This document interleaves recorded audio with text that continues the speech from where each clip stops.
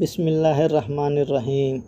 السلام علیکم دوستوں، میں حنیف خان اور آپ دیکھ رہے ہیں H5 ایجوکیشن اینڈ ٹروتھ۔ قصہ ابراہیم علیہ السلام کا۔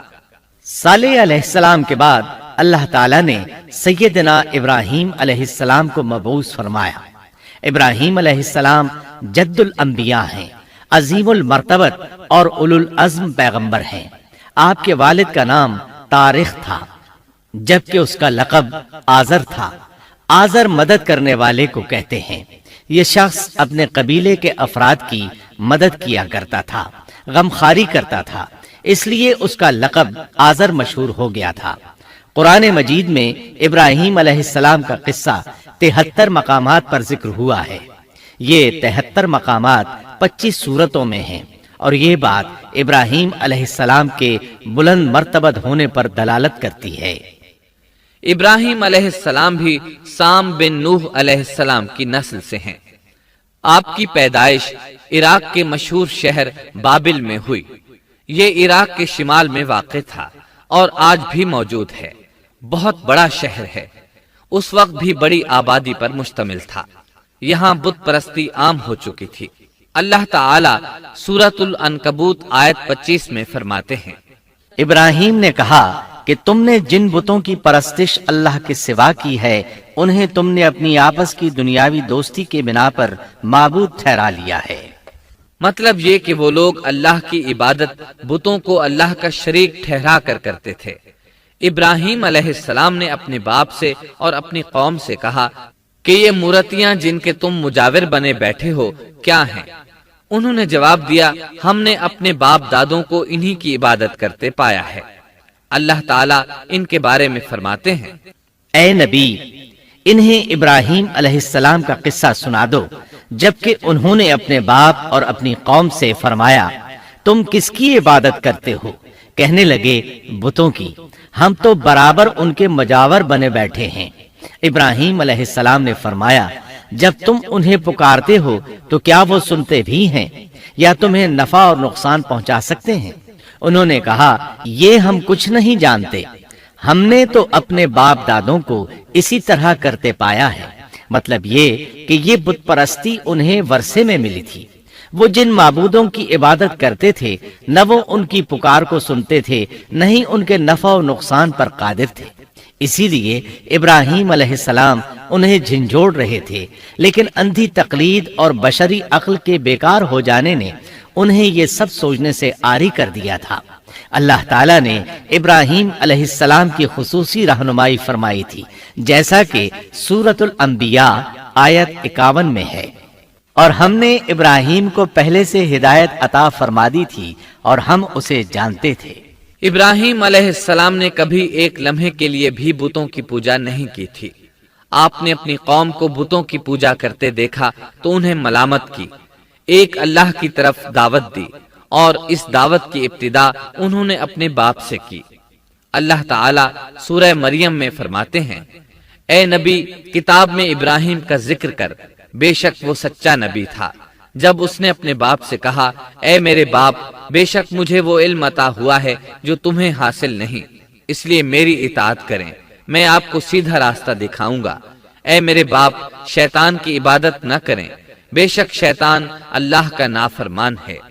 ان بتوں کی عبادت گویا شیطان کی عبادت ہے، اس لیے آپ نے ان معبودوں کو شیطان سے تعبیر کیا۔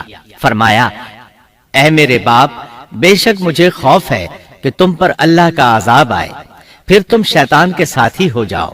باپ نے ان کی بات سن کر کہا، اے ابراہیم، کیا تو میرے معبودوں سے پھرا ہوا ہے؟ البتہ اگر تو باز نہ آیا تو میں تجھے سنسار کر دوں گا، اور تو مجھ سے ایک مدت تک دور ہو جا، یعنی مجھ سے اتنا دور ہو جا کہ کبھی مجھے نظر نہ آئے۔ ابراہیم علیہ السلام نے اپنے باپ پر نرمی اور مہربانی کرتے ہوئے ان سے کہا، آپ پر سلامتی ہو، میں اپنے رب سے آپ کے لیے بخشش طلب کرتا رہوں گا۔ لیکن جب بعد میں ان پر واضح ہو گیا کہ وہ تو اللہ کا دشمن ہے تو ابراہیم علیہ السلام اس سے بے تعلق ہو گئے۔ سورہ توبہ آیت 114 میں اللہ فرماتے ہیں، اور ابراہیم کا اپنے والد کے لیے بخشش طلب کرنا ایک وعدے کی وجہ سے تھا جو وہ اس سے کر چکے تھے، لیکن جب انہیں معلوم ہو گیا کہ وہ اللہ کا دشمن ہے تو اس سے بیزار ہو گئے۔ بے شک ابراہیم بڑے نرم اور تحمل والے تھے۔ کسی ایماندار کے لیے جائز نہیں کہ وہ کسی کافر کے لیے دعائے مغفرت کرے، بلکہ مومن پر حرام ہے کہ وہ کسی کافر یا عیسائی وغیرہ کے لیے مغفرت طلب کرے یا اس سے یہ کہے کہ اللہ تجھ پر رحم کرے۔ ابراہیم علیہ السلام کے والد نے انہیں دھمکی دی تھی کہ اگر تم اس دعوت سے باز نہ آئے تو میں تمہیں سنسار کر دوں گا۔ اس کے جواب میں ابراہیم علیہ السلام اپنے والد کے ساتھ انتہائی شفقت سے پیش آئے اور اس سے کہنے لگے، میں آپ کے لیے اپنے رب سے استغفار کرتا رہوں گا، اس لیے کہ آپ اپنے والد پر بے حد مہربان تھے۔ اسی لیے اللہ تعالیٰ بھی ابراہیم علیہ السلام پر بے حد مہربان تھے اور آپ کا لقب خلیل الرحمن رکھ دیا گیا۔ خلت محبت کا وہ انتہائی درجہ ہے جس کے ساتھ دل محبت سے بھر جاتا ہے، یعنی وہ بہت سے لوگوں سے بڑھ کر اللہ تعالیٰ کو محبوب تھے۔ والد کے سخت جواب کے بعد ابراہیم علیہ السلام نے ان سے علیحدگی اختیار کر لی اور انہیں مخاطب کر کے فرمایا، میں تمہیں چھوڑتا ہوں اور جنہیں تم اللہ کے سوا پکارتے ہو ان کو بھی چھوڑتا ہوں۔ میں اپنے رب کو پکاروں گا، مجھے امید ہے میں اپنے رب کو پکار کر محروم نہیں رہوں گا۔ آپ اللہ کے پیارے اور پسندیدہ نبی تھے۔ جب آپ نے اپنی قوم کو توحید کی دعوت دی اس وقت آپ نوجوان تھے، آپ کی عمر 16 سال تھی۔ ساتھ میں آپ اس بات پر غور و فکر بھی کرتے کہ آخر یہ لوگ بتوں کی پوجا کیوں کرتے ہیں۔ آپ کا دل ان کے شرک پر بہت کوڑتا۔ آخر آپ نے مصمم ارادہ کر لیا کہ اس شر اور فساد کی جڑ کو کاٹ کر رہیں گے، یعنی ان بتوں کو توڑ کر رہیں گے۔ آپ اپنی قوم کو بتوں کو توڑ دینے کی دھمکی دیتے رہے۔ اس دھمکی کا ذکر اللہ تعالیٰ نے سورۃ الانبیاء آیت 57 میں کیا ہے، اور اللہ کی قسم میں تمہارے بتوں کا علاج کروں گا جب تم پیٹھ پھیر کر جا چکے ہوگے۔ یہ بات ابراہیم علیہ السلام نے پوشیدہ نہیں اعلانیہ کہی تھی۔ آخر انتظار کا وقت ختم ہوا، عید کا دن آ پہنچا۔ عید کے دن وہ لوگ صبح سویرے گھر سے نکلنے سے پہلے کھانا پکا کر اپنے معبودوں کے سامنے رکھتے تھے، پھر شہر سے باہر ایک میدان میں جمع ہوتے، وہاں کھیلتے کودتے خوشیاں مناتے، ناز سے چلتے پھرتے اور کھانا کھاتے۔ شام کو گھروں کی طرف آتے، صبح بتوں کے پاس جو کھانا رکھ گئے تھے اس کو اٹھاتے اور تبرک سمجھ کر کھا جاتے۔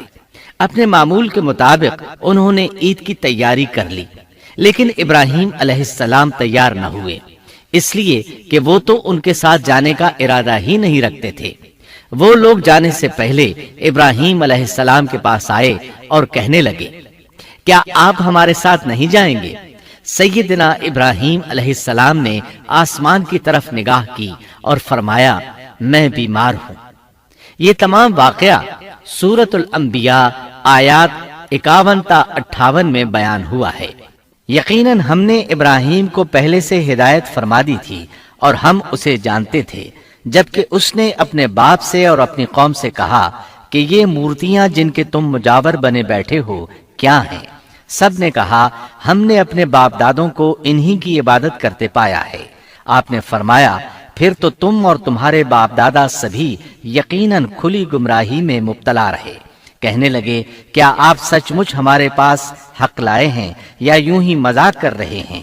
آپ نے فرمایا، نہیں نہیں، در حقیقت تم سب کا پروردگار تو وہ ہے جو آسمان و زمین کا مالک ہے، جس نے انہیں پیدا کیا ہے۔ میں تو ایسی بات کا گواہ اور قائل ہوں، اور اللہ کی قسم میں تمہارے ان معبودوں کا علاج تمہاری غیر موجودگی میں کروں گا۔ پس اس نے ان سب کے ٹکڑے کر دیے، البتہ صرف بڑے بت کو چھوڑ دیا۔ یہ اس لیے کیا کہ وہ سب اس کی طرف لوٹے۔ ابراہیم علیہ السلام نے لوگوں کے ساتھ عیدگاہ جانے سے انکار کیا اور عذر پیش کیا کہ وہ بیمار ہیں۔ وہ لوگ آپ کو چھوڑ کر چلے گئے۔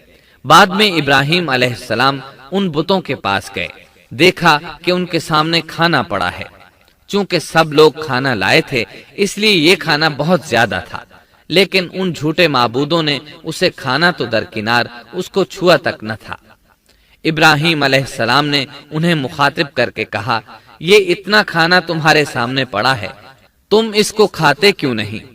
تمہیں کیا ہو گیا کہ بات تک نہیں کرتے؟ پھر پوری قوت سے دائیں ہاتھ سے کلہاڑا مار کر ان کے ٹکڑے ٹکڑے کر دیے، لیکن بڑے بت کو چھوڑ دیا تاکہ سب اسی کی طرف رجوع کریں۔ تمام چھوٹے بتوں کو توڑ کر کلہاڑا اس بڑے بت کے کندھے پر رکھ دیا۔ مشرکین میلے سے لوٹے تو دیکھا ان کے سارے معبود اوندھے منہ ٹوٹے پھوٹے پڑے ہیں، ان کے تمام معبودوں کو توڑ دیا گیا تھا۔ وہ حیران رہ گئے کہ یہ کیسے ہو گیا، کس نے کیا؟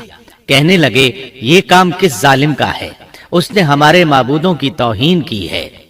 اس وقت جن لوگوں نے ابراہیم علیہ السلام کا وہ کلام سنا تھا انہیں ان کا خیال آ گیا، کہنے لگے وہ نوجوان جس کا نام ابراہیم ہے اسے ہم نے اپنے بتوں کی مذمت کرتے سنا ہے۔ اللہ کی قدرت کہ ابراہیم علیہ السلام کا جو مقصد تھا وہ خود بخود پورا ہو رہا تھا۔ قوم کے لوگ مشورہ کر رہے تھے کہ سب کو جمع کرو اور اسے بلاؤ، پھر اسے سزا دو۔ چنانچہ تمام اہل باطل چھوٹے بڑے جمع ہو گئے، کارروائی شروع ہو گئی۔ کہنے لگے اے ابراہیم، ہمارے معبودوں کے ساتھ یہ لغو حرکت تو نے کی ہے۔ ابراہیم علیہ السلام نے جواب دیا، یہ کام تو اس بڑے بت کا ہے، مجھ سے کیوں پوچھتے ہو؟ تم اپنے معبودوں سے کیوں نہیں پوچھ لیتے کہ ان کے ٹکڑے کس نے اڑائے ہیں؟ ابراہیم علیہ السلام کا جواب سن کر وہ سب سوچ میں پڑ گئے، پھر کہنے لگے ہم نے بڑی غلطی کی، اپنے معبودوں کے پاس کسی کو حفاظت کے لیے نہیں چھوڑا۔ اس قدر واضح بات محسوس کر کے بھی وہ ظالم ایمان نہ لائے، بلکہ شیطان نے ان کے دلوں میں وسوسہ ڈالا اور انہوں نے غور و فکر کر کے کہا، اے ابراہیم، کیا تمہیں علم نہیں؟ یہ تو بے زبان ہیں، یہ بول نہیں سکتے۔ اب ابراہیم علیہ السلام نے فرمایا، تب پھر تم اللہ کے سوا اس چیز کی عبادت کرتے ہو جو تمہیں کچھ بھی نفع نہ دے سکے اور نہ نقصان پہنچا سکے۔ تعجب ہے تم پر اور ان پر بھی جنہیں تم اللہ کے سوا پکارتے ہو، کیا تم میں بالکل عقل نہیں؟ اس طرح ابراہیم علیہ السلام نے ان پر حقیقت خوب اچھی طرح واضح کر دی۔ ان سے فرمایا تم ان کی پوجا کرتے ہو جن کو تم خود تراشتے ہو، یعنی ان کا حال تو یہ ہے کہ تم نے ان کو خود اپنے ہاتھوں سے تراشا اور ان کی عبادت کرنے لگے، جبکہ تمہیں اور تمہاری بنائی ہوئی چیزوں کو اللہ ہی نے پیدا کیا ہے۔ ابراہیم علیہ السلام نے ایک کلہاڑے کی مدد سے ان سب بتوں کو تہس نہس کر دیا تھا۔ یہ اس بات کی واضح ترین نشانی تھی کہ یہ بالکل بے بس ہیں، لیکن اس واضح نشانی کے باوجود وہ اپنے کفر ہی پر ڈٹے رہے اور لگے ابراہیم علیہ السلام کو دھمکیاں دینے۔ کہنے لگے اس کے لیے ایک آتش کدہ بناؤ اور اسے اس دہکتی آگ میں ڈال دو۔ پھر ان لوگوں نے ایک چٹیل میدان کا انتخاب کیا جہاں مٹی نام کی کوئی چیز نہیں تھی۔ اس میدان کو پتھروں کی باڑ کے ساتھ گھیر دیا گیا۔ پھر سب لوگوں کو حکم دیا گیا کہ وہ لکڑیاں جمع کر کے اس گھیری ہوئی جگہ میں رکھیں۔ چنانچہ سب لوگ لکڑیاں جمع کر کے وہاں لانے لگے، یہاں تک کہ عورتوں اور بچوں نے بھی اس کام میں بڑھ چڑھ کر حصہ لیا۔ میدان میں اتنی لکڑیاں جمع ہو گئیں کہ زمین نظر نہیں آتی تھی۔ یہ لکڑیاں زمین پر ایک اونچی دیوار محسوس ہوتی تھیں۔ پھر ان لکڑیوں کو آگ لگائی گئی۔ جب آگ کے شعلے آسمان سے باتیں کرنے لگے تو انہوں نے ابراہیم علیہ السلام کو آگ میں ڈالنے کے لیے ایک جھولا تیار کیا۔ اس میں سیدنا ابراہیم علیہ السلام کو رکھا گیا۔ اس وقت آپ نے یہ دعا پڑھی، حسبنا اللہ ونعم الوکیل۔ ہمیں اللہ کافی ہے اور وہی بہترین کارساز ہے۔ یہ کلمہ ہر محتاج اور مصیبت زدہ کو پڑھنا چاہیے۔ بخاری میں ہے، رسول اللہ صلی اللہ علیہ وسلم نے فرمایا، حسبنا اللہ و نعم الوکیل ابراہیم علیہ السلام نے اس وقت فرمایا تھا جب انہیں آگ میں پھینکا جانے لگا تھا۔ مطلب یہ کہ ہم اللہ ہی پر بھروسہ کرتے ہیں، اس کے سوا ہمارا کسی پر بھروسہ نہیں۔ بعض روایات میں یہ بھی ہے کہ جب ابراہیم علیہ السلام کو آگ میں ڈالا جانے لگا تو جبریل علیہ السلام آئے اور کہا، اے ابراہیم، کوئی حاجت ہے تو میں حاضر ہوں۔ ابراہیم علیہ السلام نے فرمایا، اگر تم اپنی مرضی سے آئے ہو تو مجھے تمہاری کوئی ضرورت نہیں۔ ایک دوسری روایت میں ہے کہ بارش کے فرشتے نے حاضر ہو کر کہا تھا، اے ابراہیم، مجھے حکم دیجئے میں بارش برسا کر اس آگ کو بجھا دوں۔ لیکن ایسی تمام روایات ضعیف ہیں۔ یوں بھی اللہ کا حکم ان سے پہلے کام کرنے والا تھا۔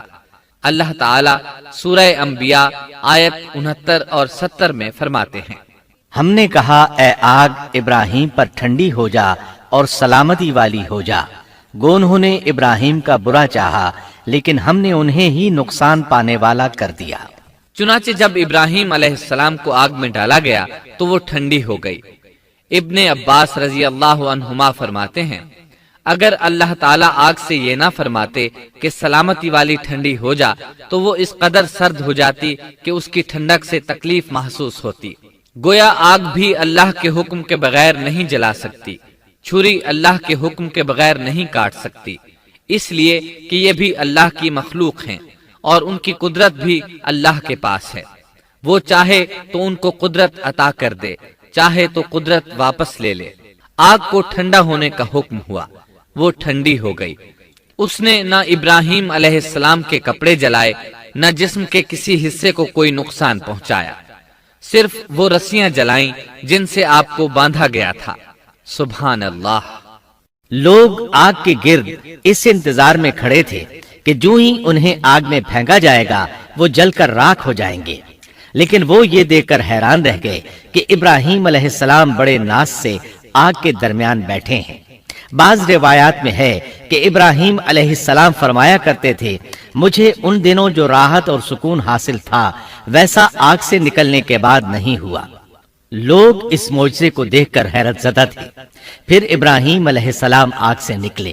اتنا بڑا معجزہ دیکھنے کے باوجود لوط علیہ السلام کے سوا کوئی شخص پورے بابل شہر سے ان پر ایمان نہ لایا۔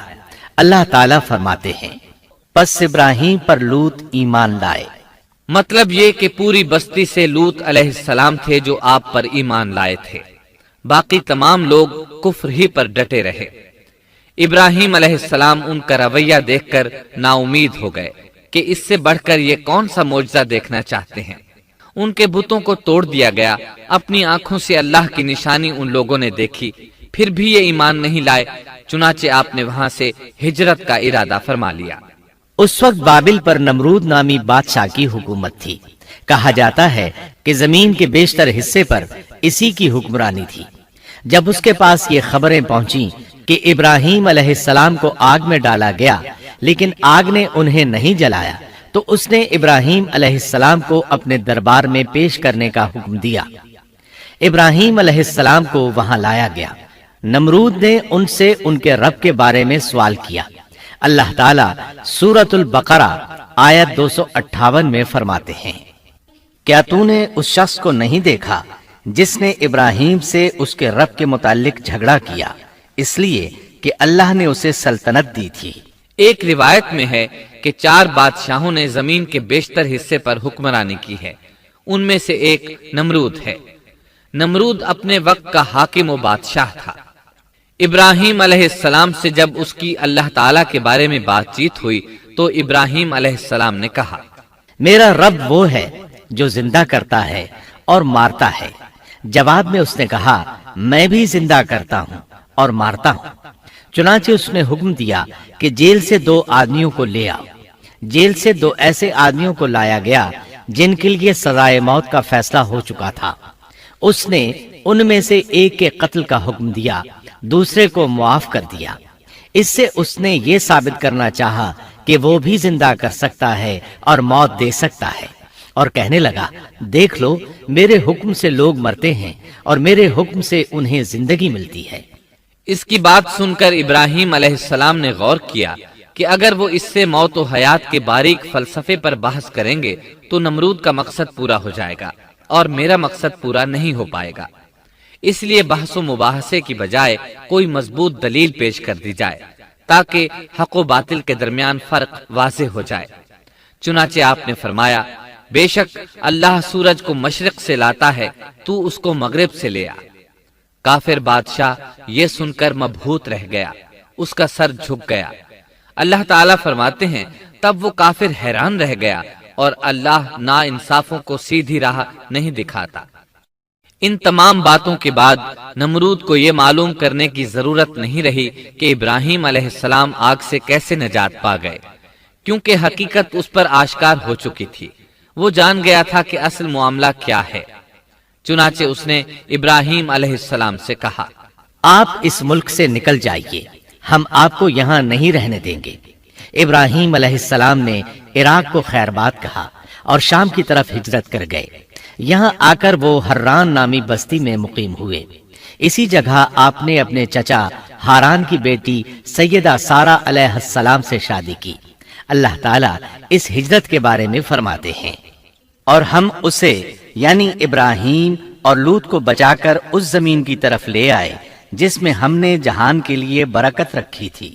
جب آپ حران کے مقام پر پہنچے تو وہیں ٹھہر گئے، وہیں رہنے لگے۔ یہاں آ کر آپ کا شمار بنو حران میں ہونے لگا۔ آپ لوگوں کو اسی شہر میں رہنے کی دعوت دیتے۔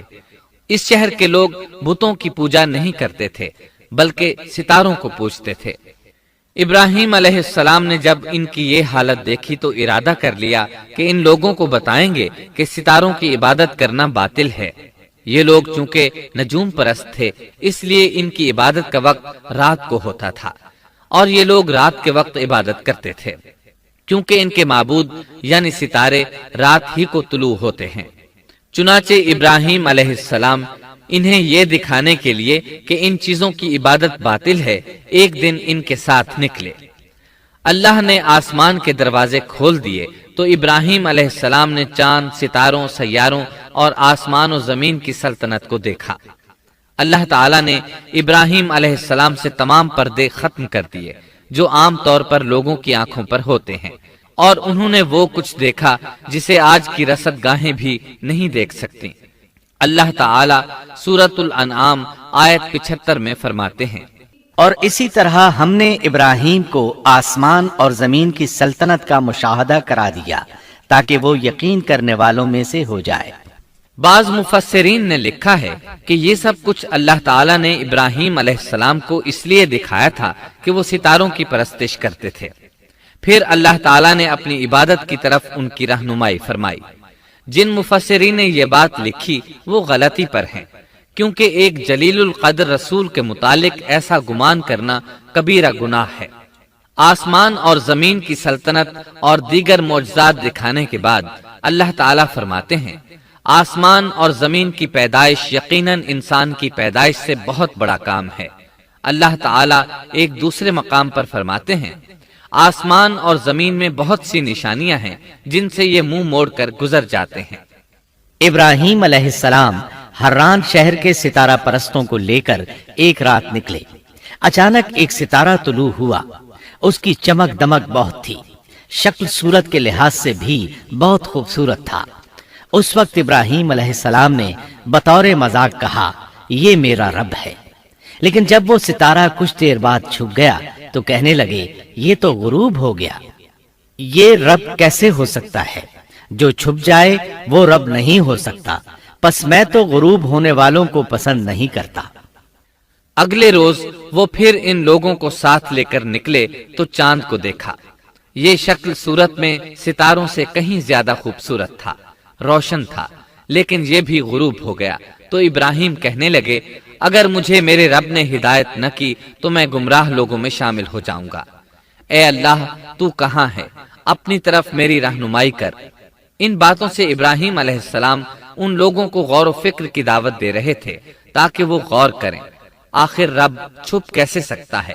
اگر چاند رب ہے اور دن کے وقت کسی کو اپنے معبود کی حاجت ہوگی تو وہ کیا کرے گا؟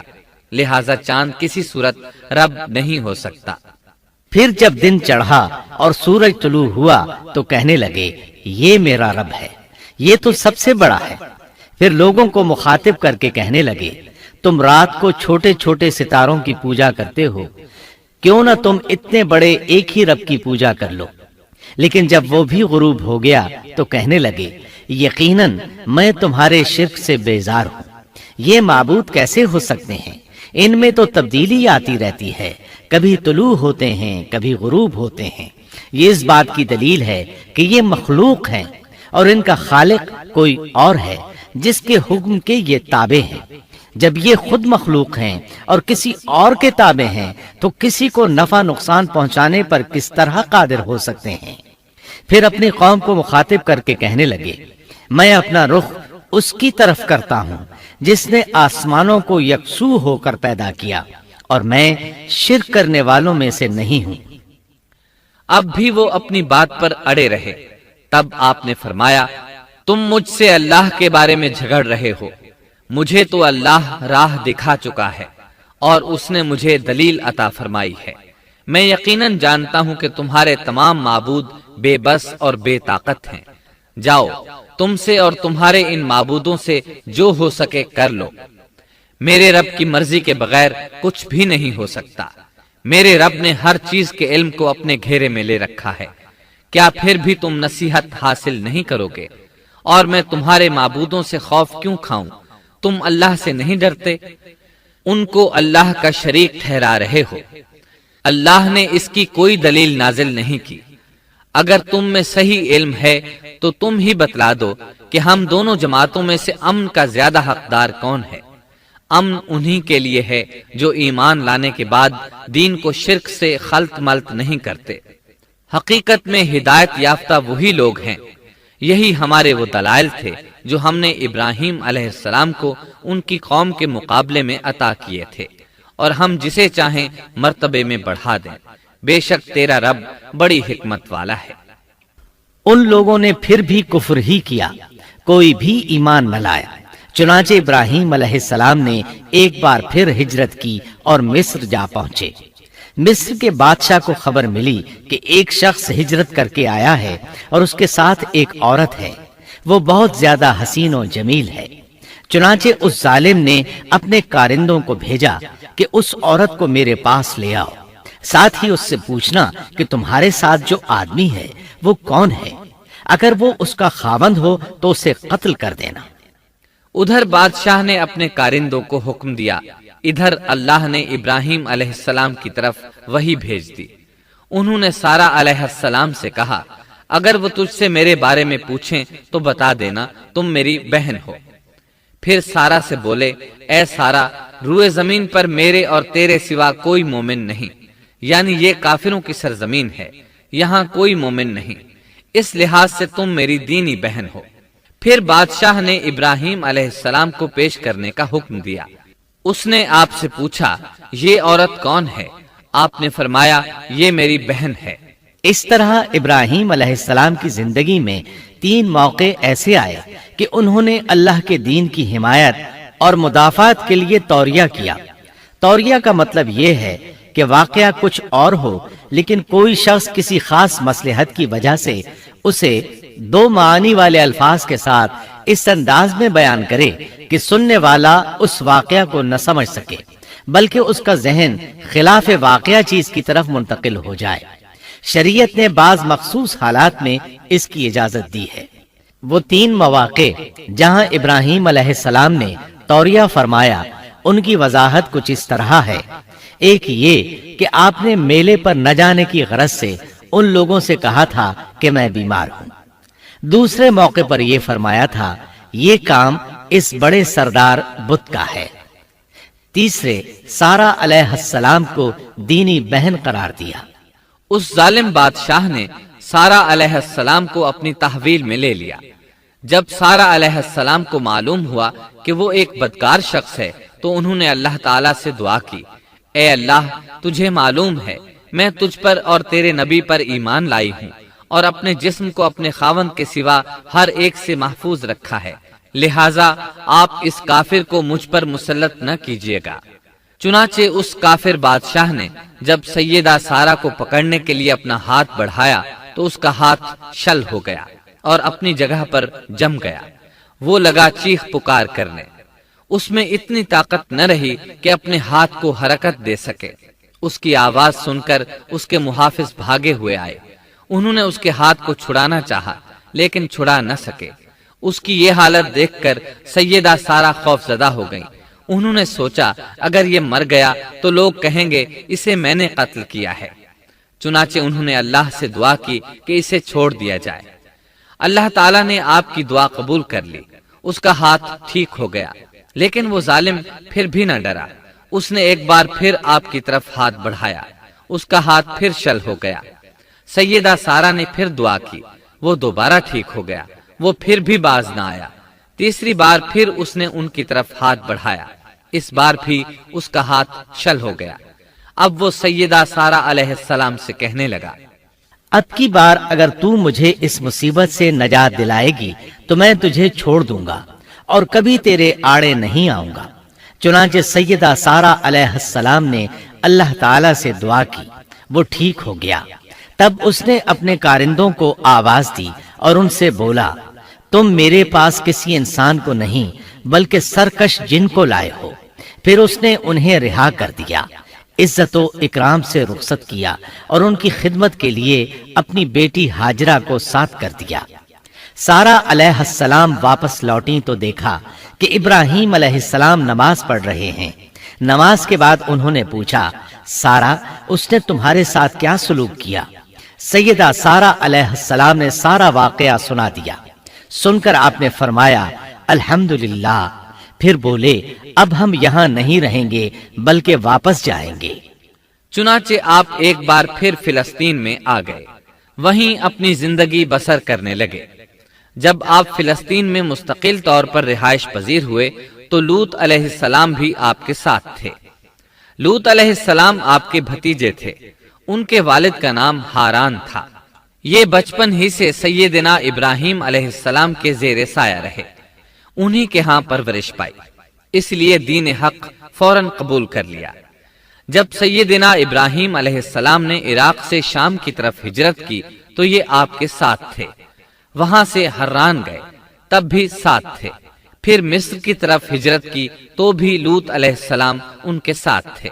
آخر کار جب آپ نے مصر کو بھی خیر بات کہا اور فلسطین آ گئے تب بھی یہ ساتھ تھے۔ اب ابراہیم علیہ السلام نے لوط علیہ السلام کو حکم دیا کہ وہ بستی سدوم کی طرف چلے جائیں، اس لیے کہ اس بستی کے لوگ کفر کی انتہائی گہرائی میں جا چکے ہیں، انہیں کفر و شرک سے نکالنے کے لیے وہاں جائیں، انہیں اللہ کے احکام سنائیں، اللہ کی طرف دعوت دیں۔ چنانچہ لوط علیہ السلام تو اس طرف روانہ ہو گئے اور ادھر فلسطین میں صرف 3 مسلمان رہ گئے، ابراہیم علیہ السلام، ان کی زوجہ محترمہ سیدہ سارہ اور سیدہ ہاجرہ علیہم السلام وہیں رہائش پذیر رہے اور لوگوں کو مسلسل اللہ کی طرف دعوت دیتے رہے۔ یہاں یہ بے شمار مال و دولت کے بھی مالک بن گئے۔ جب ان کی عمر 85 یا 86 سال ہوئی تو سارہ علیہ السلام نے سوچا، میں بانجھ ہوں، میرے خاوند بوڑھے ہیں لیکن اولاد کی تمنا ہے، تو کیوں نہ میں اپنی لونڈی ہاجرہ ہدیے اور تحفے کے طور پر ابراہیم علیہ السلام کو دے دوں۔ چنانچہ ہاجرہ ابراہیم علیہ السلام کو مل گئیں، انہوں نے ان سے شادی کر لی۔ اللہ رب العزت نے جلد ہی ان کے وطن سے آپ کو اسماعیل علیہ السلام عطا فرمائے۔ ہاجرہ علیہ السلام کے ماں بننے پر اور ان کی اولاد کو دیکھ کر سیدہ سارہ علیہ السلام کو فطری طور پر غیرت کا احساس ہوا۔ اللہ کی قدرت دیکھیے، خود ہی انہیں ہاجرہ کو تحفے میں دیا تاکہ اولاد حاصل ہو، اور جب وہ ماں بن گئیں تو اب غیرت محسوس کر رہی ہیں۔ اپنی اس کیفیت سے مجبور ہو کر سیدہ سارہ نے ابراہیم علیہ السلام سے کہا، آپ مجھے اس کے ساتھ ایک جگہ پر نہ رکھیں۔ مورخین اور سیرت نگار لکھتے ہیں کہ ہاجرہ علیہ السلام ایک نطاق پہنا کرتی تھی، یعنی وہ جسم کے درمیان ایک لمبا کپڑا لٹکا لیتی تھیں تاکہ وہ کپڑا گھسٹ گھسٹ کر قدموں کے نشانات مٹا دے اور سارہ کو نظر نہ آئے، کیونکہ سارہ غیرت کی حد کو پہنچ چکی تھی۔ ابراہیم علیہ السلام نے جب سارہ علیہ السلام کے اندر غیرت کے آثار دیکھے تو ہاجرہ کو ان کی نگاہوں سے دور کر دیا۔ ادھر اللہ کا حکم بھی نازل ہو گیا کہ اپنی بیوی ہاجرہ اور دودھ پیتے بچے اسماعیل کو ساتھ لے لیں اور مکہ کی طرف رخ کر لیں۔ ابراہیم علیہ السلام مکہ کی طرف روانہ ہوئے، یہاں تک کہ مکہ پہنچ گئے۔ یہ جگہ اس وقت بالکل ویران اور بے آباد تھی، نہ کوئی انسان تھا، نہ پانی، نہ نباتات کے آثار تھے، غرض کوئی چیز نظر نہیں آتی تھی، بس پہاڑوں کے درمیان ایک بے آب و گیاہ میدان تھا۔ یہی وہ مقدس اور تاریخی وادی تھی جہاں ابراہیم علیہ السلام اپنی زوجہ اور لخت جگر کو چھوڑ کر واپس پلٹے۔ سیدہ ہاجرہ علیہ السلام کو بہت حیرت ہوئی، انہیں یہ امید نہیں تھی کہ ان کے خاوند انہیں ایک بے آباد جگہ تنہا چھوڑ کر چل دیں گے۔ اس پر بچے کی ذمہ داری الگ تھی، چنانچہ انہوں نے ابراہیم علیہ السلام کو آواز دی، لیکن انہوں نے مڑ کر بھی نہ دیکھا۔ اب وہ ان کے پیچھے آئیں اور قریب پہنچ کر بولی، اے ابراہیم، ہمیں کہاں چھوڑے جا رہے ہو؟ یہاں نہ پانی، نہ خوراک، نہ کوئی انسان۔ ابراہیم علیہ السلام نے پھر بھی کوئی جواب نہ دیا، کوئی پریشانی بھی ظاہر نہ کی اور چلتے رہے۔ سیدہ ہاجرہ بھی آپ کے پیچھے چلتی رہیں اور پوچھتی رہیں کہ ہمیں کس کے حوالے کر کے جا رہے ہیں؟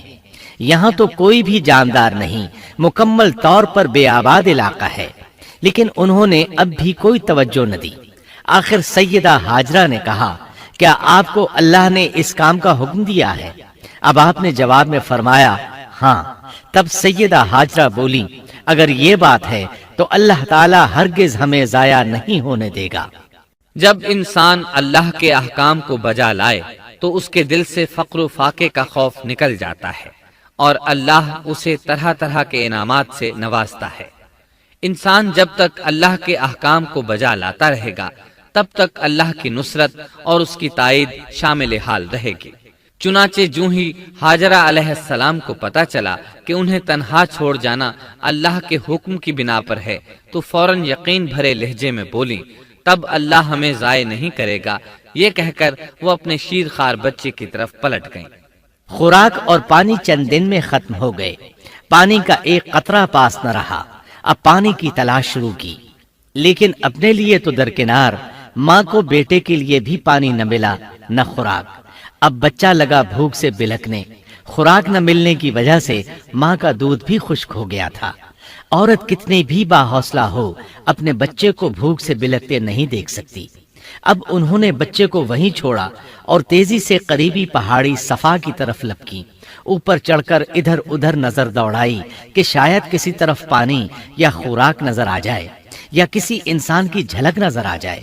جب کچھ نظر نہ آیا تو نشیب کی طرف چلی، ساتھ میں بچے کی طرف بھی دیکھتی جاتی تھی۔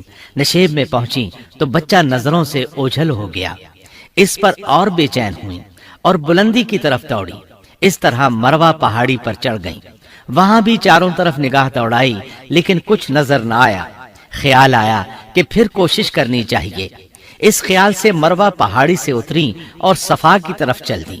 درمیان میں نشیب کی وجہ سے بچہ نظر نہ آیا تو دوڑنے لگی۔ اس طرح پھر صفا پر چڑھ گئیں۔ اللہ اکبر! ایک تو عورت ذات کمزور، پھر بھوک پیاس سے نڈھال، اس پر کس قدر سعی اور کوشش میں مصروف، وہ بھی اپنے بچے کے لیے۔ بہرحال بار بار کوشش کے خیال سے انہوں نے صفا اور مروہ پہاڑیوں کے درمیان 7 چکر لگائے۔ یہی وجہ ہے مسلمان عازمین حج صفا و مروہ کے درمیان سعی کرتے ہیں، تاکہ اس واقعے کی یاد تازہ ہو جائے۔ جب وہ آخری مرتبہ مروہ پر پہنچی تو انہوں نے ایک آواز سنی۔ یہ آواز اسماعیل علیہ السلام کے قریب سے آئی تھی۔ انہوں نے پوری توجہ سے آواز کو سننے کی کوشش کی اور جلدی سے اسماعیل کے قریب پہنچی۔ کیا دیکھتی ہیں؟ اسماعیل کے قدموں کے نیچے سے پانی پھوٹ رہا ہے، کیونکہ جبریل علیہ السلام کو اللہ نے اس صابرہ خاتون کی مدد کے لیے بھیجا تھا۔ انہوں نے زمزم والی جگہ پر اپنا پر مارا تو اسماعیل کے قدموں کے پاس سے ایک عظیم چشمہ رحمت نمودار ہوا۔ مستقبل کے پیغمبر کے قدموں کے نیچے سے اللہ نے جبریل فرشتے کے ذریعے زمین پھاڑ کر پانی نکال دیا۔ یہی آب زمزم کا آغاز تھا۔ ہاجرہ علیہ السلام پانی کو آنکھیں پھاڑ پھاڑ کر حیرت سے دیکھ رہی تھی۔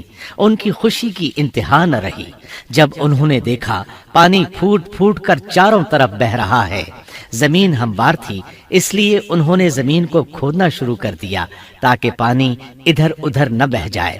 پھر انہوں نے اس گڑھے کے چاروں طرف پتھر رکھ دیے اور زبان سے بولی، زم زم، اس کا مطلب ہے رک جا۔ نبی اکرم صلی اللہ علیہ وسلم کا فرمان ہے، اللہ اسماعیل کی والدہ پر رحم فرمائے، اگر وہ جلد بازی سے کام نہ لیتی تو زمزم ایک بہنے والا چشمہ ہوتا۔ لیکن انہوں نے اس کے گرد بند باندھ دیا۔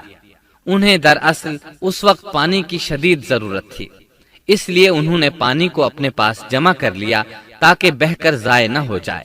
انہوں نے اسماعیل کو پانی پلایا، خود بھی خوب پیا، اور یہ اللہ تعالیٰ کی طرف سے ان کی مہمان نوازی تھی۔ وہاں کوئی اور انسان نہیں تھا، نہ کھانے کی کوئی چیز تھی، بس یہی آب زمزم ان کے لیے کھانے اور پینے کا کام دے رہا تھا۔ اب چونکہ زمزم ایک چشمہ بن گیا تھا، اس لیے پرندے بھی آنے لگے۔ انہی دنوں عرب کے قبیلوں میں سے ایک قبیلہ بنو جرہم یمن کو خیر باد کہہ کر اس طرف آ رہا تھا۔ یمن میں ایک بہت بڑا ڈیم تھا۔ پہاڑوں کے درمیان انہوں نے پانی کو روک کر ایک بہت بڑا بند قائم کر رکھا تھا۔ اس سے پورا سال آسانی سے کھیتی باڑی کرتے تھے۔ اس ڈیم کی بدولت ان کا آب پاشی کا نظام بہت اچھا تھا۔ جب اس ڈیم کو اللہ تعالیٰ نے توڑا تو تمام لوگ وہاں سے منتشر ہو گئے اور جزیرہ عرب کے اطراف میں منتقل ہونے لگے۔ وہیں سے ہجرت کرنے والا ایک قبیلہ بنو جرہم تھا۔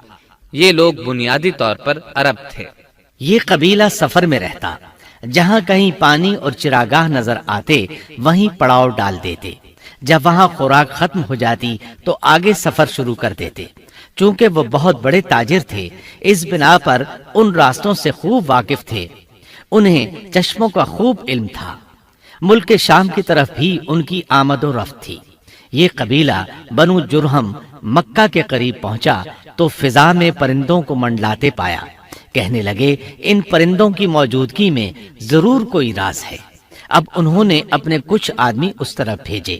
یہ لوگ جلد ہی چشمے تک پہنچ گئے۔ انہوں نے وہاں ایک عورت اور اس کے بچے کو پایا۔ پھر وہ لوگ ان کے پاس آئے، وہاں پڑاؤ ڈالنے کی اجازت مانگی۔ سیدہ ہاجرہ نے فرمایا، ٹھیک ہے، لیکن شرط یہ ہے کہ تمہیں اجرت ادا کرنا ہوگی۔ ان کے لیے یہ سستا سودا تھا۔ ان کے پورے قبیلے کو سامان زندگی مل رہا تھا، جبکہ صرف ایک عورت اور اس کے بیٹے کی ذمہ داری ان پر عائد ہو رہی تھی۔ انہوں نے فوراً حامی بھر لی اور وہاں رہائش اختیار کر لی۔ اس طرح یہ لوگ سیدہ ہاجرہ علیہ السلام کی معیشت کا ذریعہ بن گئے، اور اس طرح سیدنا اسماعیل علیہ السلام بنو جرہم میں پرورش پاتے رہے۔ انہوں نے ان لوگوں سے عربی سیکھ لی اور ان سے بھی زیادہ عربی دان بن گئے۔ فصاحت اور بلاغت سے عربی میں بات چیت کرنے لگے۔ پھر ان کی اس قبیلے میں شادی ہو گئی۔ ان کی اولاد سے عرب قوم کا آغاز ہوا۔ انہی میں سے سرور کائنات محمد صلی اللہ علیہ وسلم کی ولادت باسعادت ہوئی۔ بنو جرہم کی آمد اور آبادی ابراہیم علیہ السلام کی دعا کا نتیجہ تھی۔ جب انہوں نے اپنی بیوی اور بچے یعنی دو کمزور انسانوں کو اس ویران جگہ چھوڑا تھا تو یہ دعا مانگی تھی، اے ہمارے پروردگار، میں نے اپنی کچھ اولاد اس بے آباد جنگل میں تیرے حرمت والے گھر کے پاس بسائی ہے۔ یہاں یہ سوال پیدا ہوتا ہے کہ کیا اس وقت بیت اللہ کی تعمیر ہو چکی تھی؟ درست بات یہ ہے کہ اس وقت خانہ کعبہ کی تعمیر نہیں ہوئی تھی۔ پھر سوال پیدا ہوتا ہے کہ کیا ابراہیم علیہ السلام کے زمانے سے پہلے اس کی تعمیر ہو چکی تھی یا صرف جگہ ہی معروف تھی؟ اس بارے میں دو طرح کی روایات ہیں۔ بعض میں آتا ہے کہ صرف اس کی جگہ معروف تھی، اور بعض میں ہے کہ ابراہیم علیہ السلام سے پہلے شیس علیہ السلام نے اس کو تعمیر کیا تھا، اور وہ گردش ایام کے ساتھ ساتھ منہدم ہو کر ختم ہو گیا۔ لیکن بہرحال اس کی جگہ معلوم تھی، اور وہی پہلا گھر تھا، جیسا کہ اللہ نے خبر دی ہے۔ اللہ تعالیٰ نے پہلا گھر جو لوگوں کے لیے مقرر کیا تھا وہی ہے جو مکہ میں ہے، اور وہ پوری دنیا کے لیے برکت اور ہدایت والا ہے۔ ابراہیم علیہ السلام نے اللہ تعالیٰ سے یہ دعا مانگی تھی، اے ہمارے پروردگار، میں نے اپنی کچھ اولاد اس بے کھیتی کے جنگل میں تیرے حرمت والے گھر کے پاس بسائی ہے۔ اے ہمارے پروردگار، یہ اس لیے کہ وہ نماز قائم کریں، پس تو کچھ لوگوں کے دلوں کو ان کی طرف مائل کر دے اور انہیں پھلوں کی روزیاں عطا فرما تاکہ یہ شکر گزاری کریں۔ دن گزرتے رہے اور اسماعیل علیہ السلام بنو جرہم کے ماحول میں عمر کی منزلیں طے کرتے رہے، اور وہ ہوش سنبھالنے کے قریب ہو گئے۔ ابراہیم علیہ السلام ہر سال ایک دو بار اپنے گھرانے کی دیکھ بھال کے لیے چکر لگاتے تھے۔ جب اسماعیل علیہ السلام نے ہوش سنبھالا تو ایک بار پھر ایک عظیم آزمائش کا وقت آ گیا۔ ہوا یوں کہ ایک مرتبہ ابراہیم علیہ السلام مکہ تشریف لائے۔ ایک جگہ آرام کے لیے بیٹھے کہ نیند کی وادی میں پہنچ گئے۔ نیند میں انہوں نے خواب دیکھا کہ اپنے لخت جگر کو اپنے ہاتھ سے ذبح کر رہے ہیں۔ ساتھ ہی آنکھ کھل گئی۔ ابراہیم علیہ السلام جانتے تھے کہ انبیاء کرام کے خواب حقیقت ہوتے ہیں، اللہ کی طرف سے وحی ہوتے ہیں، اور شیطان کسی صورت ان کے خواب میں نہیں آ سکتا۔ لہٰذا انہوں نے اس خواب کے مطابق عمل کرنے کا پختہ ارادہ کر لیا، کسی قسم کی پریشانی کا شکار نہ ہوئے۔ اللہ رب العزت نے اس عظیم اور تعجب خیز واقعے کا قرآن مجید میں ذکر کرتے ہوئے فرمایا، اور ابراہیم نے کہا میں تو ہجرت کر کے اپنے پروردگار کی طرف جانے والا ہوں، وہ ضرور میری رہنمائی کرے گا۔ اے میرے رب، مجھے نیک بخت اولاد عطا فرما۔ تو ہم نے ایک بردبار بچے کی بشارت دی۔ پھر جب بچہ اتنی عمر کو پہنچا کہ اس کے ساتھ چلنے پھرنے لگا تو ابراہیم نے کہا میرے پیارے بیٹے، میں نے خواب دیکھا ہے کہ میں تجھے ذبح کر رہا ہوں، اب تو بتا تیری کیا رائے ہے؟ یہاں سوال پیدا ہوتا ہے کہ ابراہیم علیہ السلام نے اسماعیل علیہ السلام سے مشورہ کیوں لیا؟ وہ چاہتے تو اسماعیل کو سوتے میں ذبح کر دیتے، اس طرح اللہ کا حکم بجا لاتے۔ وہ بیٹے کے پاس کیوں گئے اور ان سے مشورہ کیوں لیا؟ جی ہاں، یہ مسئلہ یاد رکھنے کے قابل ہے کہ ہر مسلمان پر لازم ہے کہ وہ اپنے دوسرے مسلمان بھائی کو اجر و ثواب میں شامل کرنے کی کوشش کرے۔ ابراہیم علیہ السلام نے بیٹے کو ثواب میں شامل کرنے کے لیے انہیں اللہ کے حکم سے آگاہ کیا۔ یہ نہ چاہا کہ میں اکیلا ہی اجر لیتا رہوں، بلکہ دوسرے کی خیر خواہی کو پیش نظر رکھا۔ والدین کے لیے آپ کے اس انداز میں نصیحت موجود ہے، یہ کہ اولاد کو ثواب کے مواقع فراہم کریں، ان کی صحیح تربیت کریں۔ اگر صدقہ کرنے کا موقع ملے تو بچوں کے ذریعے صدقہ کرائیں، تاکہ انہیں بھی اللہ کے راستے میں خرچ کرنے کی عادت پڑے۔ جب کسی دینی مجلس میں بیٹھنے کا موقع ملے تو اپنی اولاد کو بھی ساتھ لے کر جائیں۔ بے شمار لوگ خود تو جاتے ہیں، اولاد کو جانے کے لیے کہتے بھی نہیں، خود دین سیکھتے ہیں، اولاد کو دین نہیں سکھاتے۔ ابراہیم علیہ السلام نے اسماعیل علیہ السلام سے رائے لی۔ سبحان اللہ، انہوں نے جواب میں فرمایا اے ابا جان، آپ کو جو حکم ملا ہے کر گزریے۔ یہ نہیں کہا کہ مجھے تو حکم نہیں ہوا، بلکہ فوراً سر تسلیم خم کر دیا، اس لیے کہ وہ جانتے تھے انبیاء کا خواب حقیقت پر مبنی ہوتا ہے، اللہ کی وحی ہوتا ہے، اس لیے بالکل پریشانی ظاہر نہ کی۔ یہ تک نہ پوچھا مجھے کیوں ذبح کر رہے ہیں، یا میرا کیا جرم ہے، یا آپ کے پاس کون سا صریح حکم آیا ہے۔ انہوں نے ایسی کوئی بات نہ کہی۔ اللہ کی فرما برداری اسی کو کہتے ہیں۔ چنانچہ اپنے باپ سے کہا اے ابا جان، آپ کو جو حکم ہوا ہے اس کو کر گزریے، انشاءاللہ آپ مجھے صبر کرنے والوں میں پائیں گے۔ علماء کرام فرماتے ہیں اس جملے سے ان کا انتہائی ادب اور احترام شامل ہے، اور اس میں زبردست توکل موجود ہے۔ یہ نہیں کہا کہ آپ مجھے صبر کرنے والوں میں سے پائیں گے، بلکہ آپ نے اللہ کی مشیت کو جملے میں شامل کیا اور فرمایا انشاءاللہ آپ مجھے صبر کرنے والوں میں سے پائیں گے۔ لہٰذا مسلمانوں کو دھوکے میں نہیں پڑنا چاہیے۔ یہ نہ کہے میں سفر کروں گا، میں فلاں کام کروں گا، میں فلاں کام کے کرنے کی طاقت رکھتا ہوں، بلکہ یوں کہے اللہ نے چاہا تو میں سفر کروں گا، اللہ نے چاہا تو فلاں کام کروں گا۔ اپنے علم اور طاقت کے دھوکے میں پڑنا سراسر نادانی ہے۔ ہر چیز کا تعلق اللہ سے قائم کرے، جیسا کہ اللہ تعالیٰ فرماتے ہیں اور ہرگز ہرگز کسی کام پر یوں نہ کہنا کہ میں اسے کل کروں گا، مگر ساتھ ہی انشاءاللہ کہہ لینا۔ اپنی زبان کو اللہ کے ذکر سے سجا کر رکھو اور ہمیشہ اپنے معاملات کو اللہ کی طرف لوٹاؤ۔ بہرحال باپ بیٹا دونوں ہی مصمم ارادے کے ساتھ اللہ کا حکم پورا کرنے کے لیے پیش ہو گئے۔ اسماعیل علیہ السلام نے اپنے والد محترم سیدنا ابراہیم علیہ السلام سے کہا جب آپ مجھے ذبح کرنے لگیں تو میری پیشانی کو زمین پر رکھ دیجیے گا، تاکہ آپ کو میرا چہرہ نظر نہ آئے اور کہیں آپ کے ہاتھ رک نہ جائیں۔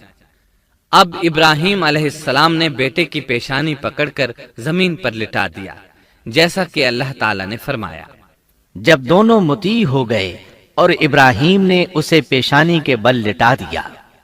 اب انہوں نے چھری پکڑی اور گردن پر چلا دی، لیکن چھری نے گردن نہ کاٹی، بالکل اسی طرح جیسے آگ نے ابراہیم کو نہیں جلایا تھا، اس لیے کہ چھری میں کاٹنے کی طاقت اور آگ میں جلانے کی صلاحیت اللہ کے حکم کے بغیر نہیں آ سکتی۔ اللہ نے دونوں سے یہ طاقتیں سلب کر لیں۔ اب ابراہیم زور لگا رہے ہیں، ادھر اسماعیل علیہ السلام کہہ رہے ہیں ابا جان جلدی کیجئے، چھری چلائیے۔ اللہ تعالیٰ نے اس واقعے کا ذکر یوں فرمایا ہے، جب وہ دونوں مطیع ہو گئے اور ابراہیم نے اسے پیشانی کے بل لٹا دیا۔ اس مطیع ہونے سے مراد اللہ کے حکم کو نافذ کرنا ہے۔ اب ظاہر ہے مطیع تو وہ پہلے بھی تھے، لیکن یہاں اسلما یعنی مطیع ہونے سے مراد کامل اسلام ہے۔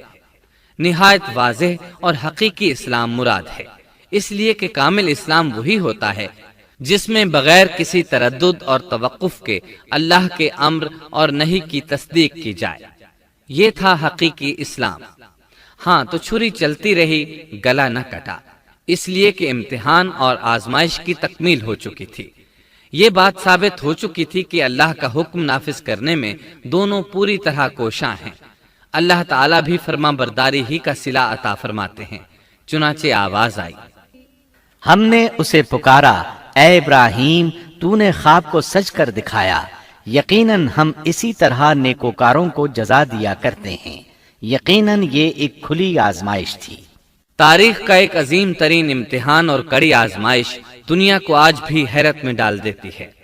کون ہے جو بیٹے کو ذبح کرنے پر تیار ہو جائے، خاص طور پر اس صورت میں جب اولاد بھی اکلوتی ہو، جس کی وجہ سے 86 سال کے بعد آنگن میں بہار آئی ہو۔ پھر اس کی قربانی کا بھی واضح حکم نہیں دیا گیا تھا، اشارتاً خواب میں رہنمائی کی گئی تھی۔ آپ کہہ سکتے تھے یہ قتل اور سنگین جرم ہے، کہہ سکتے تھے اپنے بیٹے کو کس جرم میں قتل کروں، لیکن آپ نے بغیر کسی تعامل کے سر تسلیم خم کر دیا اور اس عظیم امتحان میں کامیاب ہوئے۔ اللہ فرماتے ہیں، اور ابراہیم وہ ہیں جنہوں نے وفاداری کی۔ اس آیت میں یہ نہیں بتایا گیا کہ کس چیز میں وفاداری کی، اس لیے کہ وہ تو ہر معاملے میں مکمل طور پر وفاداری کا مظاہرہ کر چکے تھے۔ آگ میں ڈالے جانے والا معاملہ، بیوی اور بچے کو لق و دق میدان میں چھوڑ آنے کا معاملہ، پھر ذبح کا امتحان، تعمیر بیت اللہ کی مشقت، غرض ہر معاملے میں وفادار تھے، حتیٰ کہ اپنا مال اللہ کے راستے میں خرچ کرنے میں اس قدر وفادار کہ ابو زیفان کے لقب سے مشہور ہو گئے۔ اس کا معنی ہے مہمان نواز۔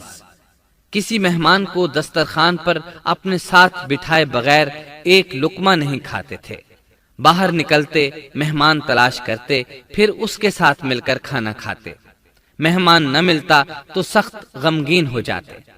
اس طرح انہوں نے اللہ کے ہر حکم کی پاسداری کی۔ ذبح والے اس امتحان کا اللہ نے انہیں کیا صلہ دیا؟ اللہ فرماتے ہیں، ہم نے اسے عظیم ذبیحے کا بدلہ عطا کیا۔ چھری نے گلا نہ کاٹا۔ ایسے میں ابراہیم علیہ السلام نے ایک آواز سنی۔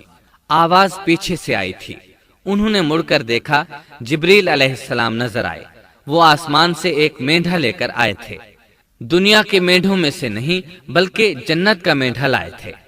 سیدنا عبداللہ بن عباس رضی اللہ عنہما سے روایت ہے کہ وہ مینڈھا جنت میں 40 سال تک چرتا رہا۔ سفید رنگ، کشادہ آنکھوں، خوبصورت سینگوں والا حسین و جمیل مینڈھا تھا۔ بہرحال یہ ابراہیم علیہ السلام کی وفاداری کا بدلہ تھا جو اسماعیل علیہ السلام کے فدیے میں دیا گیا، اور پوری امت مسلمہ کے لیے حکم ہو گیا کہ اللہ کی رضا کے لیے قربانی اور ہدی پیش کرتے رہیں۔ کعبے کے پاس حرم الہی میں ہر سال یہ سنت ادا کی جاتی ہے، اور ان کے ساتھ ساتھ پوری زمین کے تمام خطوں پر بسنے والے مسلمان بھی اس عظیم فرمانبرداری کی علامت کے طور پر قربانیاں پیش کرتے ہیں۔ مینڈھے کے ذکر کا مطلب یہ ہے کہ ہم سنت ابراہیمی پر گامزن ہو جائیں۔ یہ مینڈھا ہمیں اللہ کے لیے قربانی کا سبق دیتا ہے۔ ہمیں چاہیے سنت ابراہیمی کی اقتدا کرتے ہوئے ہم اپنی جانوں، اپنی اولاد اور اپنے مالوں کو اللہ کی راہ میں قربان کرنے کے لیے تیار ہو جائیں۔ اللہ تعالیٰ فرماتے ہیں، اور ہم نے اسے عظیم ذبیحہ عطا کیا اور ہم نے اس کا پچھلوں میں ذکر خیر چھوڑا، سلامتی ہو ابراہیم پر۔ اسی طرح ہی ہم نیکوکاروں کو جزا دیتے ہیں، یقیناً وہ ہمارے مخلص بندوں میں سے تھا۔ اور اسی طرح اللہ فرماتے ہیں، اور ہم نے اسے نیکوکار نبی اسحاق کی ولادت کی خوشخبری سنائی۔ یہ خوشخبری فلسطین کی طرف واپس لوٹنے کے بعد سنائی گئی۔ ایک اکلوتے بیٹے کی قربانی کے لیے تیار ہو جانے کے صلے میں اور سارہ علیہ السلام کی عظمت اور تکریم کے مد نظر اللہ تعالی نے اسحاق کی خوشخبری سنا دی۔ یہ آیت ذبح کے واقعے کے بعد اللہ تعالی نے ذکر فرمائی ہے، اس لیے معلوم ہوا پچھلی آیات میں اسحاق کے علاوہ کسی اور بیٹے کا ذکر ہوا ہے، اور وہ اسماعیل علیہ السلام ہی تھے، جبکہ یہودی روایات میں اسحاق علیہ السلام کو ذبیح قرار دیا جاتا ہے۔ یہ بالکل غلط ہے۔ ذبح کے واقعے کے بعد اسحاق علیہ السلام کی بشارت مل رہی ہے، پھر بھلا وہ پیدا ہونے سے پہلے ہی ذبیح کیسے بن گئے؟ اس لیے یہ قطعی بات ہے کہ اسماعیل علیہ السلام ہی ذبیح ہیں۔ اس کے کئی اور بھی دلائل ہیں جن کے ذکر کرنے کا یہاں موقع نہیں۔ بہرحال اس عظیم آزمائش میں بے مثال کامیابی کے بعد ابراہیم علیہ السلام فلسطین آئے اور 120 سال کی عمر میں اسحاق علیہ السلام کی بشارت ملی، جبکہ سارہ علیہ السلام کی عمر 90 سال تھی۔ ان پر بڑھاپا طاری ہو چکا تھا۔ ایسے میں 3 فرشتے آئے۔ وہ تو قوم لوط کی تباہی کے لیے آئے تھے۔ راستے میں اللہ کے حکم سے ابراہیم علیہ السلام اور ان کی اہلیہ سارہ کو خوشخبری سنائی، اور اس غرض کے لیے وہ انسانی شکل میں آئے تھے۔ ابراہیم علیہ السلام تو پہلے ہی بہت مہمان نواز تھے۔ انہیں دیکھ کر بہت خوش ہوئے کہ مہمان آ گئے۔ فرشتوں نے انہیں سلام کیا۔ ابراہیم علیہ السلام نے سلام کا جواب دیا۔ وہ حیرت زدہ تھے کہ یہ لوگ ان کی بستی کے رہنے والے تو ہیں نہیں، لیکن ان پر سفر کے نشانات بھی نہیں ہیں، جیسا کہ دور سے چل کر آنے والوں میں ہوتے ہیں۔ نہ ان کے پاس سواریاں ہیں۔ قرآن مجید میں آتا ہے، فرشتوں نے سلام کیا تو ابراہیم نے بھی سلام کیا اور دل میں خیال کیا یہ اجنبی لوگ ہیں۔ پھر وہ اپنی مہمان نوازی کی عادت کے مطابق انہیں اندر لے آئے، ان کے لیے کھانے کا انتظام کیا۔ اللہ تعالیٰ فرماتے ہیں، ہمارے بھیجے ہوئے فرشتے ابراہیم کے پاس خوشخبری لے کر آئے تو انہوں نے سلام کیا۔ ابراہیم نے سلام کا جواب دیا اور فوراً بھنا ہوا بچڑا لے آئے۔ اور بچڑا بھی موٹا تھا۔ ان کے سامنے کھانا پیش کیا، لیکن وہ بھلا کب کھانے کی طرف ہاتھ بڑھانے والے تھے؟ یہ دیکھ کر ابراہیم علیہ السلام نے خوف محسوس کیا کہ کہیں یہ دشمن نہ ہو۔ اس وقت فرشتوں نے کہا، ابراہیم نہ ڈر، ہم تو قوم لوط کی طرف بھیجے گئے ہیں۔ جب انہوں نے یہ باتیں کی تو سارہ علیہ السلام پاس کھڑی تھیں۔ وہ ہنسنے لگی۔ وہ خوشخبری سے پہلے کیوں ہنس پڑی؟ علماء اس بارے میں کہتے ہیں کہ جب انہوں نے سنا یہ فرشتے لوط علیہ السلام کی بستی کو تباہ کرنے جا رہے ہیں تو ان کے خاتمے کی خبر سن کر وہ ہنستی۔ اس کے بعد فرشتوں نے یہ خوشخبری سنائی، ہم نے اسے اسحاق کی پیدائش کی خوشخبری دی اور اسحاق کے بعد یعقوب پوتے کی بھی خوشخبری دی۔ بہت جلد ہی ہم اسحاق سے تیری ویران گود کو آباد کریں گے، اور تو اپنی زندگی میں اس کے بیٹے یعقوب کو بھی دیکھ لے گی۔ اب 3 بشارتیں جمع ہو گئیں۔ بیٹا پیدا ہوگا، لمبی عمر ملے گی یعنی بیٹا جوان ہوگا، اور پھر وہ اپنے پوتے کو بھی دیکھے گی۔ اس سے بڑھ کر کیا عزت اور تکریم ہو سکتی ہے؟ اس لیے جب نبی کریم صلی اللہ علیہ وسلم سے پوچھا گیا کریم یعنی عزت والا کون ہے، تو آپ نے فرمایا کریم بن کریم بن کریم بن کریم، یعنی یوسف بن یعقوب بن اسحاق بن ابراہیم علیہ السلام۔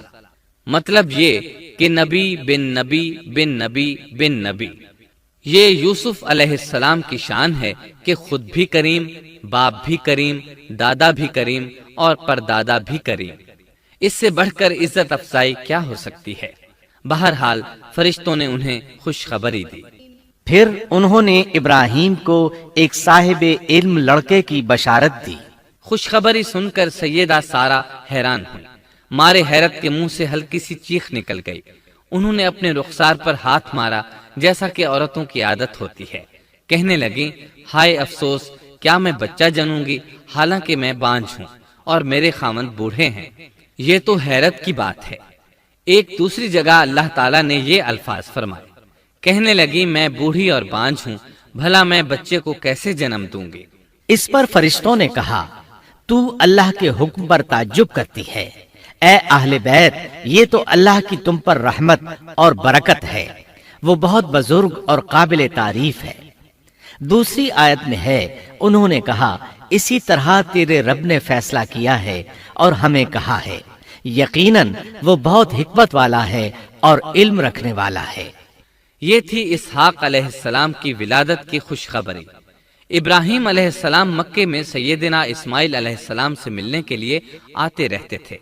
ایک روز آئے تو ان سے کہا، اے میرے بیٹے، اللہ تعالیٰ نے مجھے حکم دیا ہے کہ اس مقام پر اللہ کا گھر تعمیر کرنا۔ اسماعیل علیہ السلام نے فوراً کہا، میں حاضر ہوں۔ اس طرح انہوں نے کھدائی شروع کی۔ ایسے میں انہیں شیش علیہ السلام کی تعمیر کے آثار نظر آئے۔ انہوں نے اس پر تعمیر شروع کر دی۔ ایک روایت میں یہ بھی ہے کہ انہوں نے فرشتوں والی بنیادوں کے آثار بھی دیکھے۔ نبی کریم صلی اللہ علیہ وسلم کی جوانی کے دنوں میں جب مکے کے قریش نے کعبے کی تعمیر نئے سرے سے کی تو انہوں نے اس کی بنیادوں کو گہرا کرنا چاہا۔ وہ کھدائی کرتے ان سبز پتھروں تک پہنچ گئے جو پہاڑوں کی چوٹیوں کی طرح نظر آ رہے تھے۔ انہوں نے ان پتھروں کو نکالنا چاہا۔ ایک شخص نے کدال کے ذریعے ایک پتھر کو باہر نکالا تو اس کے نیچے سے اتنا نور نکلنے لگا کہ قریب تھا وہ شخص اندھا ہو جاتا۔ پھر پتھر خود بخود نیچے جا گرا اور اپنی جگہ پر جم گیا۔ اس کے بعد لوگوں نے ان پتھروں کو ہاتھ نہ لگایا اور تعمیر شروع کر دی۔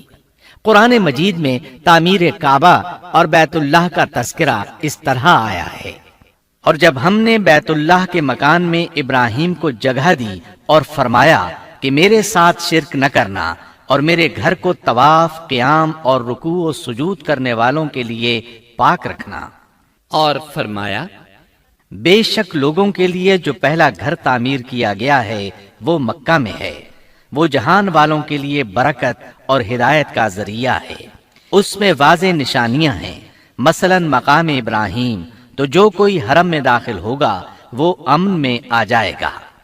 اور یاد کرو اس وقت کو جب ابراہیم کو اس کے پروردگار نے کئی باتوں کے ذریعے آزمایا، وہ ان میں پورے اترے تو اللہ نے فرمایا میں آپ کو تمام لوگوں کا امام بنا رہا ہوں۔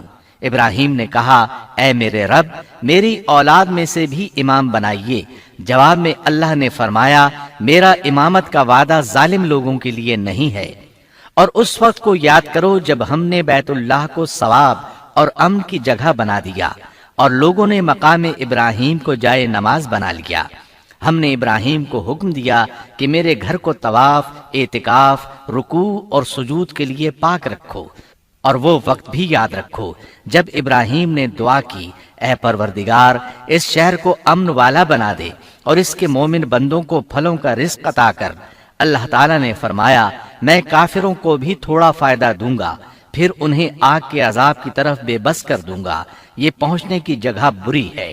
اور وہ وقت یاد کرو جب ابراہیم اور اسماعیل بیت اللہ کی بنیادوں کو بلند کر رہے تھے اور دعا مانگ رہے تھے اے ہمارے رب، ہماری محنت کو قبول فرما، تو دعا کو سننے والا، جاننے والا ہے، اور ہمیں اپنا فرما بردار بنا، ہماری اولاد میں سے بھی ایک فرما بردار گروہ بنا، اور ہمیں عبادت کا طریقہ سکھا اور ہم پر رجوع فرما، کیونکہ تو ہی توبہ قبول کرنے اور رحم فرمانے والا ہے۔ اے ہمارے رب، ان لوگوں میں انہی میں سے ایک رسول بھیج جو ان پر تیری آیات کی تلاوت کرے اور انہیں کتاب و حکمت سکھائے، انہیں پاک کرے، یقیناً تو غالب حکمت والا ہے۔ تعمیر کے دوران جب ابراہیم علیہ السلام اس مقام تک پہنچے جہاں آج حجر اسود ہے تو اللہ تعالیٰ نے جنت سے ایک سفید پتھر بھیجا۔ حدیث میں ہے یہ پتھر نہایت سفید تھا، اب سیاہ ہو گیا ہے۔ انسانوں کی غلطیاں اس کے سیاہ ہونے کا سبب بنی۔ جب دیواریں انسانی قد کے برابر ہو گئیں تو اسماعیل علیہ السلام ایک پتھر لے آئے۔ اب ابراہیم علیہ السلام اس پتھر پر کھڑے ہوئے، وہ ننگے پاؤں تھے۔ اسی وقت پتھر پگھل گیا، ان کے پاؤں اس کے اندر کسی قدر دھنس گئے۔ پتھر پر ان کے پیروں کے نشانات آ گئے۔ اسی پتھر کو آج مقام ابراہیم کہا جاتا ہے۔ پہلے یہ پتھر بیت اللہ کی دیواروں کے ساتھ رکھا گیا تھا۔ جب لوگ طواف کے لیے آتے تو سیدنا ابراہیم کے پیروں کے نشانات دیکھنے کے لیے یہاں ہجوم ہو جاتا۔ اس طرح طواف کرنے والوں کو دقت کا سامنا ہوتا۔ سیدنا عمر رضی اللہ عنہ نے صحابہ کرام کے مشورے سے اس پتھر کو اس جگہ سے قدرے ہٹا کر نماز کی صفوں کے قریب کر دیا تاکہ طواف کرنے والوں کو دقت نہ ہو۔ یہ مقام بہت مقدس ہے۔ اللہ نے فرمایا ہے، تم مقام ابراہیم کو جائے نماز مقرر کر لو۔ مقام ابراہیم کے قریب اس کے پیچھے ہو کر نماز پڑھنے کا موقع مل جائے تو لازماً وہاں 2 رکعت ادا کیا کرو۔ موقع نہ ملے تو پھر پوری مسجد حرام میں طواف سے فراغت والی 2 رکعت پڑھ لیا کرو۔ اس طرح کعبہ تعمیر ہوا۔ تب نیا حکم آیا، لوگوں میں جو استطاعت رکھے اس پر اللہ کے لیے حج بیت اللہ فرض ہے، اور جو شخص جان بوجھ کر اعراض کرے تو اللہ جہانوں سے بے نیاز ہے اور اسے اس کی کوئی پرواہ نہیں۔ ادھر ابراہیم علیہ السلام کو اللہ تعالی کی طرف سے اشارہ ہوا، لوگوں میں حج کا اعلان کر دیں۔ ابراہیم علیہ السلام کہنے لگے، اللہ میری آواز بھلا کس کس تک پہنچے گی؟ جواب آیا، آپ کے ذمے آواز لگانا ہے، پہنچانا ہمارا کام ہے۔ چنانچہ آپ عرفات کے ایک پہاڑ پر چڑھے اور آواز لگائی، لوگو بیت الحرام کا حج کرو۔ اللہ تعالیٰ نے معجزانہ طور پر یہ آواز تمام انسانوں تک پہنچا دی، خواہ وہ پیدا ہوئے تھے یا نہیں۔ دوسرا معجزہ یہ ہوا کہ اللہ نے بیت اللہ اور اس کے حج کی محبت لوگوں کے دلوں میں ڈال دی۔ اللہ نے فرمایا، وَأَذِّن فِي النَّاسِ بِالْحَجِّ يَأْتُوكَ رِجَالًا وَعَلَى كُلِّ ضَامِرٍ يَأْتِينَ مِن كُلِّ فَجٍّ عَمِيقٍ۔ اور آپ لوگوں میں حج کا اعلان کر دیں، وہ آپ کی طرف پیدل بھی آئیں گے اور دبلے پتلے اونٹوں پر بھی دور دور سے آئیں گے۔ اس طرح لوگ پیدل اور سوار ہو کر کثرت سے حج کے لیے آنے لگے اور یہ ویران علاقہ آباد ہونے لگا۔ یہ تھے حالات اور واقعات ابراہیم علیہ السلام کے۔ آپ نے 175 سال کی عمر میں وفات پائی۔ آپ سے پہلے سیدہ ہاجرہ علیہ السلام نے وفات پائی اور ان کی وفات سے کچھ ہی عرصہ بعد سیدہ سارہ علیہ السلام 127 سال کی عمر میں فوت ہو گئیں۔ ان دونوں کی وفات کے بعد آپ غمگین رہنے لگے۔ آخر اتنی مدت تک ساتھ رہا تھا